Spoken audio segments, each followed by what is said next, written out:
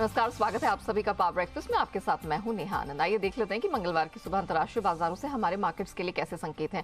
मिले जुले और कह सकते हैं कि आप बहुत टाइट रेंज का कारोबार दिख रहा है। एसजीएक्स निफ्टी 25 अंकों की स्ट्रेंथ वहां दिख रही है, तो 30 अंक नीचे इस समय डाउ फ्यूचर्स है। नैस्डैक फ्यूचर्स पर नजर डाली जाए तो यहाँ पर भी कुछ सुस्ती दिख रही है, 15-16 अंक नीचे है। हालांकि जापानीज मार्केट निके पर नजर डालें 160 अंकों की स्ट्रेंथ वहां पर नजर आ रही है, और बाकी भी एशियन मार्केट्स जो धीरे धीरे खुल रहे हैं कुछ हल्की बढ़त दिखाने की कोशिश में है, लेकिन सुस्त सपाट दायरे का ट्रेड हमने कमोडिटी मार्केट में देखा है। कच्चा तेल ऊपरी स्तरों से प्रेशर खाता हुआ, और सोने चांदी में भी दायरे का ट्रेड है। क्या एग्जैक्टली हुआ है अंतर्राष्ट्रीय बाजारों में और किन महत्वपूर्ण ट्रिगर्स पर अब रखनी है हमारे मार्केट्स को नजर, सब समझाने के लिए मेरे सहयोगी दीप इस वक्त मेरे साथ स्टूडियो में जुड़ चुके हैं। दीप, मॉर्निंग, बताइए क्या कुछ हुआ है, अब कहाँ रखनी है नजर? अमेरिकी बाजार ने डिसाइड करा कि चलिए हफ्ते की शुरुआत है अच्छे नोट पर करते हैं। Okay. अगर आप ट्रिगर की बात करें तो कोई ऐसा ट्रिगर नहीं आया बाजारों के लिए। एक रिबाउंड के मूड में थे अमेरिकी बाजार, वैसे भी ज्यादातर आउट परफॉर्म ही कर रहे हैं ग्लोबल मार्केट्स को, और कल वैसे ही आपने होते हुए देखा।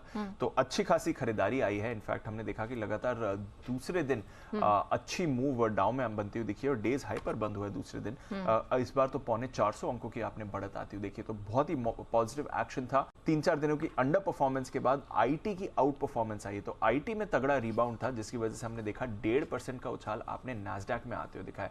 तो वहां से आपने ज्यादा खरीदारी देखी। हालांकि ब्रॉड बेस्ड पार्टिसिपेशन था अमेरिकी मार्केट्स में। सिर्फ एनर्जी एक सेक्टर था जिसने पार्टिसिपेट नहीं किया, अदरवाइज एसएनपी के 11 में से 10 सेक्टर्स पॉजिटिव टेरिटरी में आपको बंद होते हुए देखे। तो ब्रॉड बेस्ड मूव आई है, आईटी लेड मूव आई है, बट डाउ पर भी अच्छा मूव आपको बनते हुए दिखा है। ऑफ कोर्स आईटी स्टॉक्स में ही दमदार खरीदारी थी, जिसने फिर मूव करते हुए दिखा। मेटा यानी कि फेसबुक 3% उछला है, क्योंकि खबर आई है रिसेंटली इन्होंने ले ऑफ्स किए थे। अब और कॉस्ट एफिशिएंसी के लिए करीब 11,000 लोगों की छटनी कर सकती है कंपनी, ऐसी रिपोर्ट कर रही है। तो उसके दम पर 3% दौड़ा है शेयर। माइक्रोसॉफ्ट में लगातार तेजी बनी ही हुई है, चैट जीपीटी के नाम पर ये काउंटर मूव भी कर रहा है। कल भी करीब 3% की तेजी आपने माइक्रोसॉफ्ट में आती हुई दिखी, बट बाकी दिग्गज आईटी स्टॉक्स की तरफ से भी आपने पार्टिसिपेशन बनते हुए देखा है। तो एक अच्छी खरीदारी आईटी स्पेस में आई है। आज कंज्यूमर स्पेस की 2 कंपनीज पर नजर है।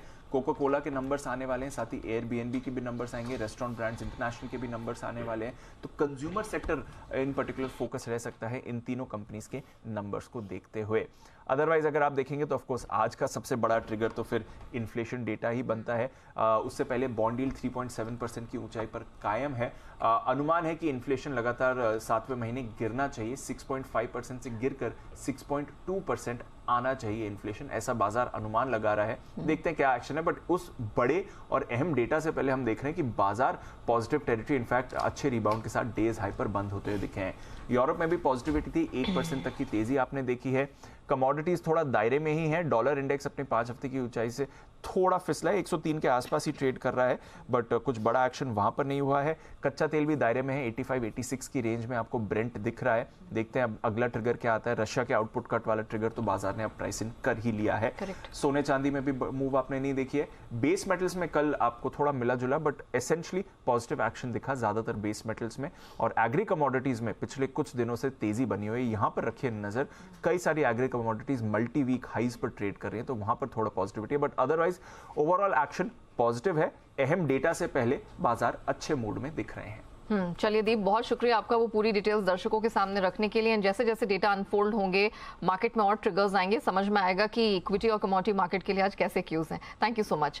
चलिए आगे बढ़े, उससे पहले हम देख लेते हैं कि सोमवार को संस्थागत निवेशकों की तरफ से प्रदर्शन किस प्रकार का देखने को मिला है। तो वाओ, काफी समय के बाद हमने देखा है कि तीनों बोर्ड यहाँ पर हरियाली दिखा रहे हैं, विच मीन्स तीनों सेक्शन से यहाँ पर खरीद हाथ लगी है। कैश स्पेस में विदेशी संस्थागत निवेशकों ने 1322 करोड़ की खरीदारी दर्ज की है। डीआईआईस छोटी ही सही, लेकिन वो भी हरे निशान में 522 करोड़ की खरीद का वो फिगर आया है। और एफएनओ स्पेस में 10,000 करोड़ से अधिक की आप कह सकते हैं बाइंग का नंबर निकल कर आ रहा है। तो जिस तरह के ग्लोबल संकेत मिलते हुए दिखाई दे रहे हैं, उसमें हमारे मार्केट्स आज कैसे रिएक्ट कर सकते हैं, आपको क्या रणनीति अपनानी है, सब पर बात करने के लिए जी बिजनेस के मैनेजिंग एडिटर अनिल सिंह भी हमारे साथ जुड़ चुके हैं।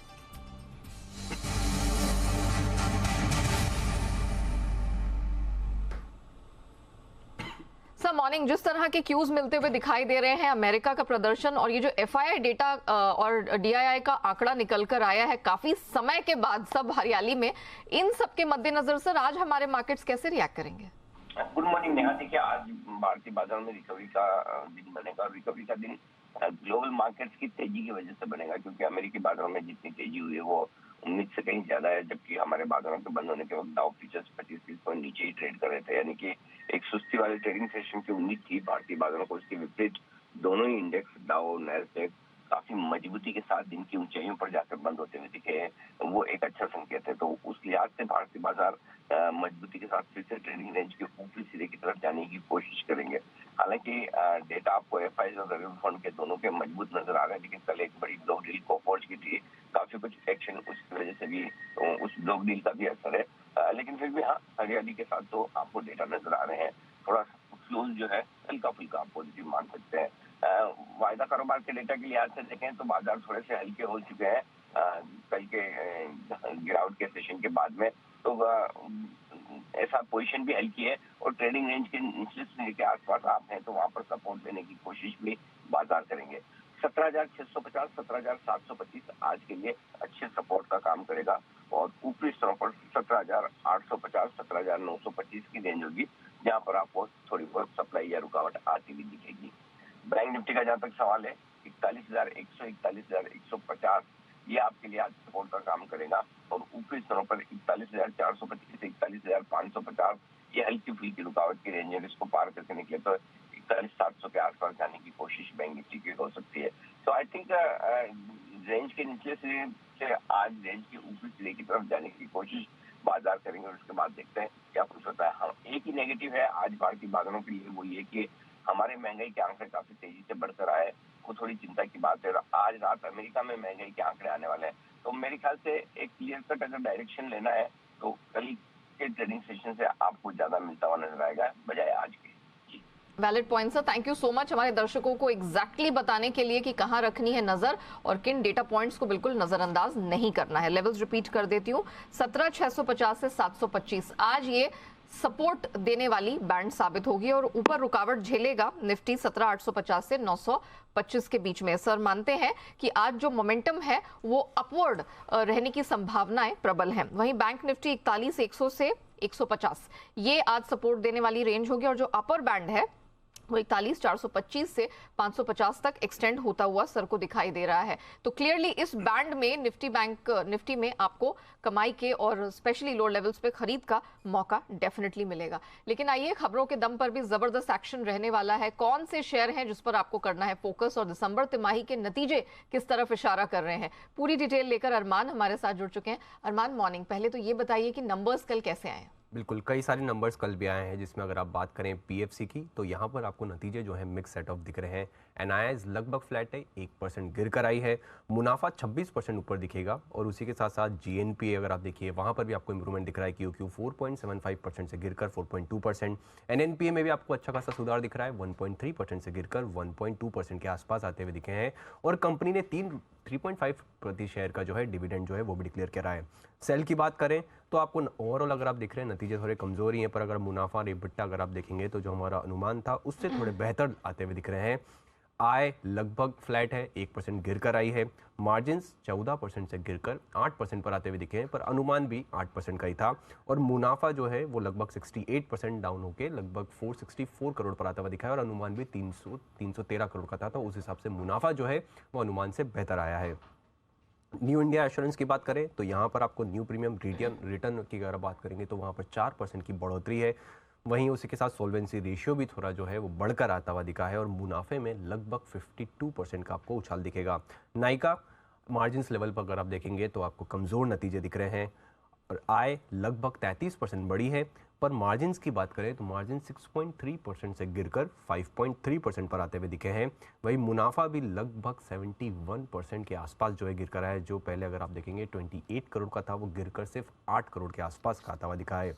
आईआरबी इंफ्रा की बात करें तो नतीजे ओवरऑल आपको ठीक ठाक दिख रहे हैं, पर अगर आप मार्जिन्स देखेंगे तो मार्जिन्स में आपको थोड़ी कटौती दिखेगी। आय लगभग 18% बढ़कर आई है, मार्जिन्स जैसे 58% से गिरकर 49% पर आते हुए दिखे हैं। और मुनाफा, हालांकि अगर आप मुनाफा देखेंगे क्योंकि मुनाफे में आपको अच्छा खासा इंप्रूवमेंट दिखेगा, 73 करोड़ से बढ़कर 141 करोड़ पर आते हुए दिखे हैं।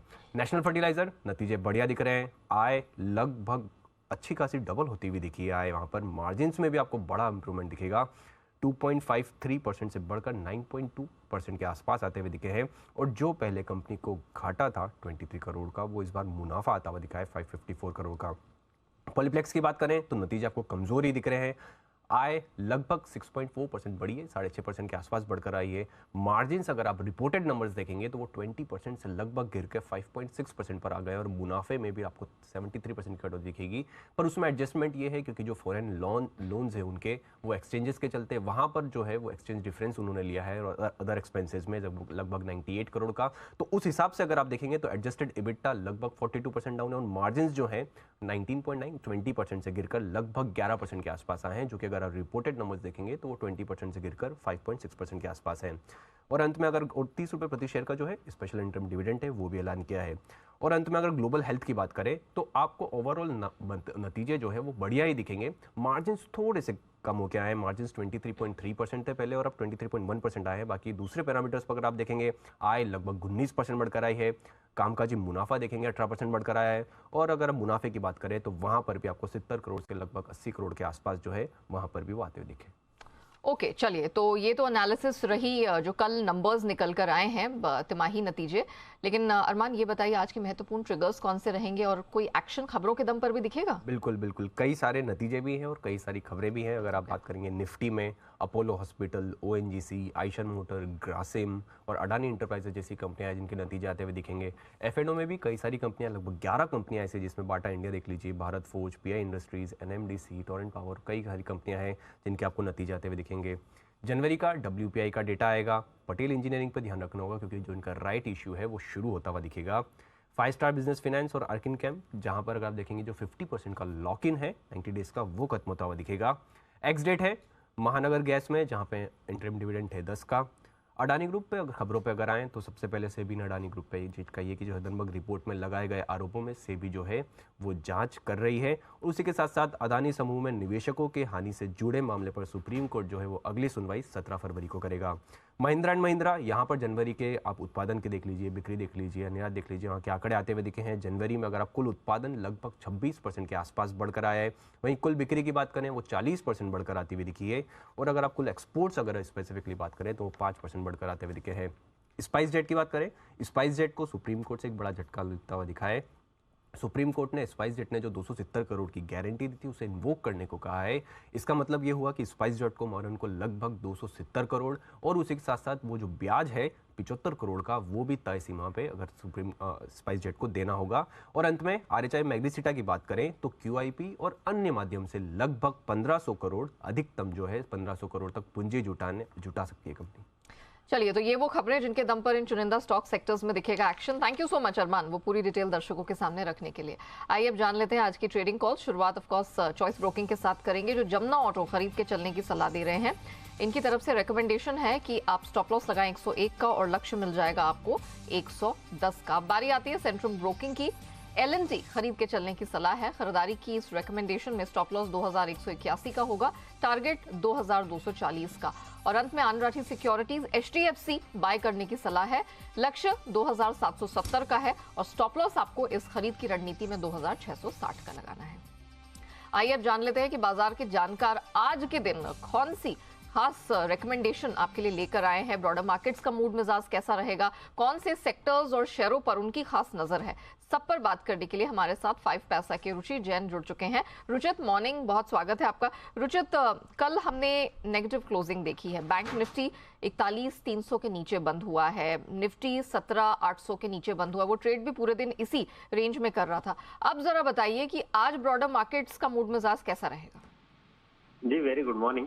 आई थिंक यस, कल के सेशन में हमने डेफिनेटली थोड़ा सा नेगेटिविटी देखा था, पर ओवरऑल ट्रेंड अभी भी कुछ इतना खराब नहीं हुआ है।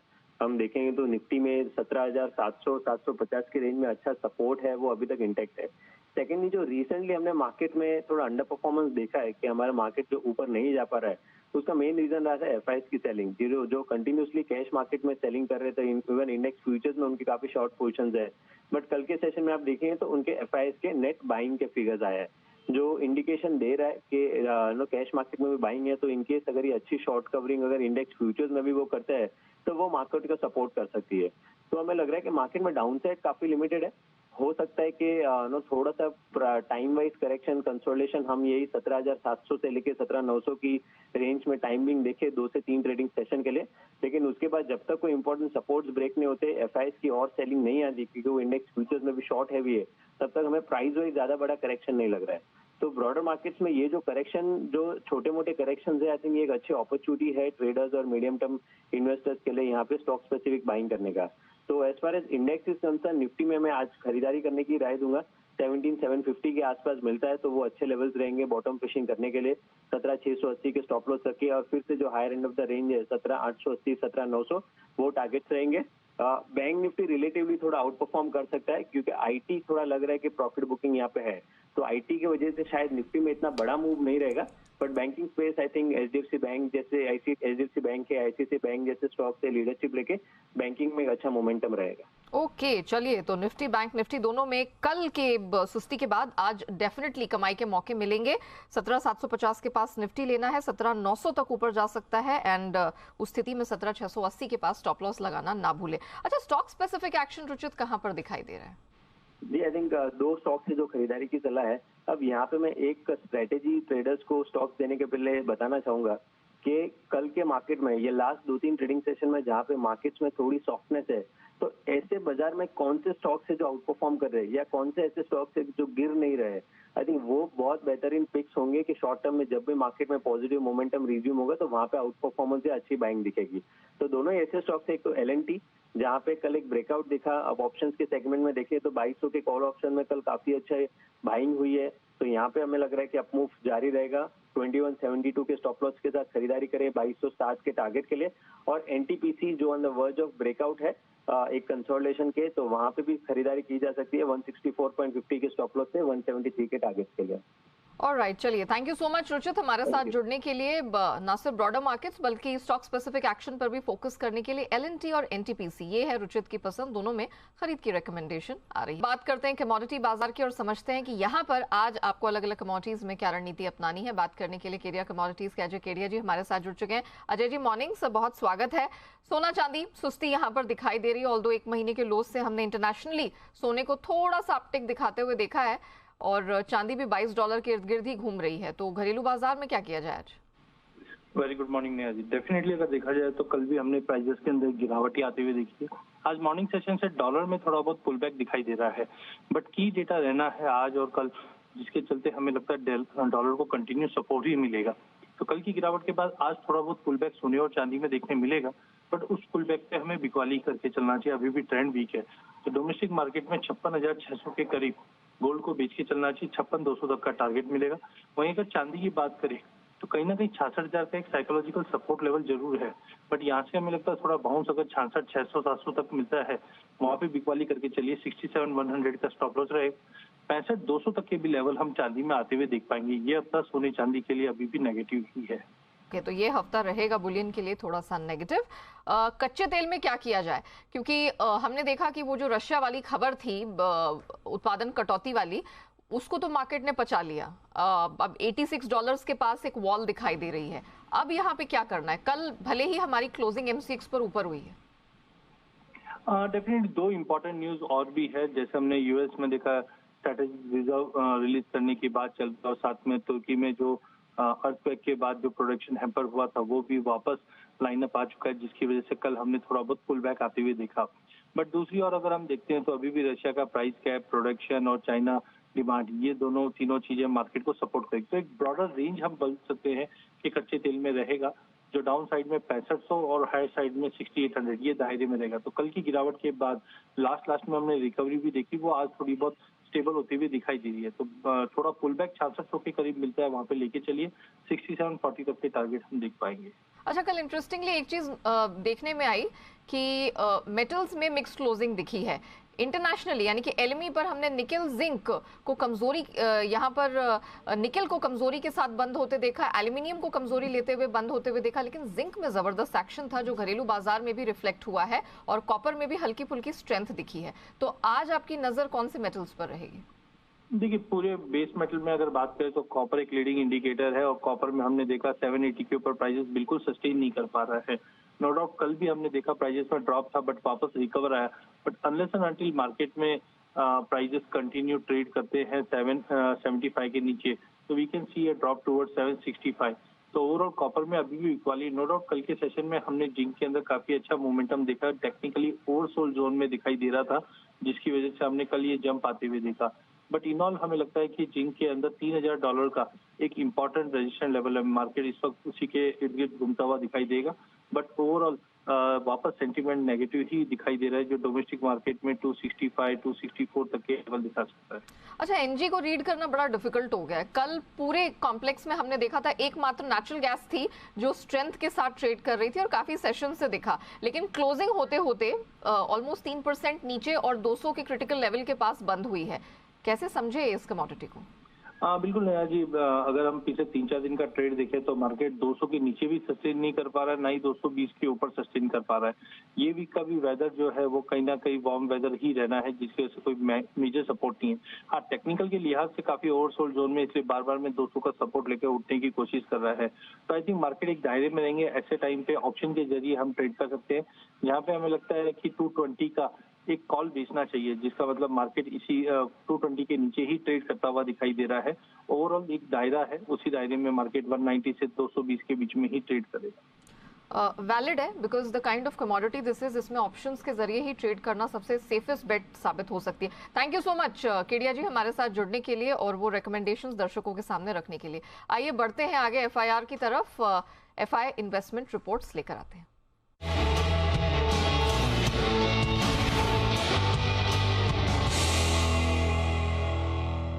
तो किन शहरों पर एफआई ब्रोकरेजेस ने दर्ज की एफआईआर बताने के लिए वरुण हमारे साथ जुड़ चुके हैं। वरुण, मॉर्निंग, बताइए।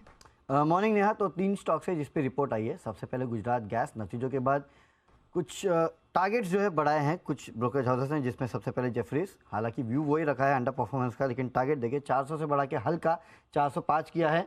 हालांकि सिटी ने अपना लक्ष्य घटाया है, 560 कर दिया है, 570 का पिछला लक्ष्य था। इसके अलावा नमूरा भी अगर आप देखेंगे तो अभी भी रिड्यूस की रेटिंग है, लेकिन लक्ष्य जो है 10 रुपये से बढ़ाया, 400 से बढ़ा के 410, और मैक्वेरी ने 500 रुपये के आसपास का टारगेट दिया। तो कोई बड़ा टारगेट चेंज जो है वो गुजरात गैस में नहीं देखने मिला है, 5-10 रुपये ऊपर नीचे।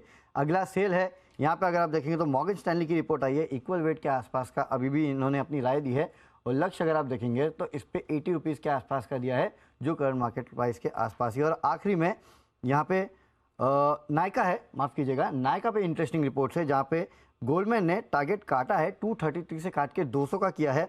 इसके अलावा HSBC भी अगर आप देखेंगे तो प्राइस टारगेट काटा है, हालांकि खरीदारी की सलाह है, 361 से काट के इन्होंने 300 का किया। और हाल ही में आपने देखा था कि जो न्यू एज कंपनीज है वो काफ़ी फोकस में थी, लेकिन नतीजों के बाद यहाँ प्राइस टारगेट काटा है। और आखिरी में ग्लोबल हेल्थ, जेफरीज की रिपोर्ट है, जहाँ पे 550 रुपये के आसपास के टारगेट दे रहे हैं, खरीदारी की सलाह इस काउंटर पर दे रहे हैं, यानी करंट मार्केट प्राइस से 100 रुपये के आसपास का अपसाइड देख रहे हैं नतीजों के बाद। Very well, thank you so much Varun, वो पूरी डिटेल्स दर्शकों के सामने रखने के लिए। इसी के साथ पावर ब्रेकफास्ट को हम यहीं रैप अप करते हैं, लेकिन आप बने रहिएगा जी बिजनेस के साथ। ब्रेक के बाद लेकर आएंगे ट्रेडर्स डायरी, जहां आपको मिलेंगे आज के लिए 20 दमदार ट्रेडिंग आइडिया।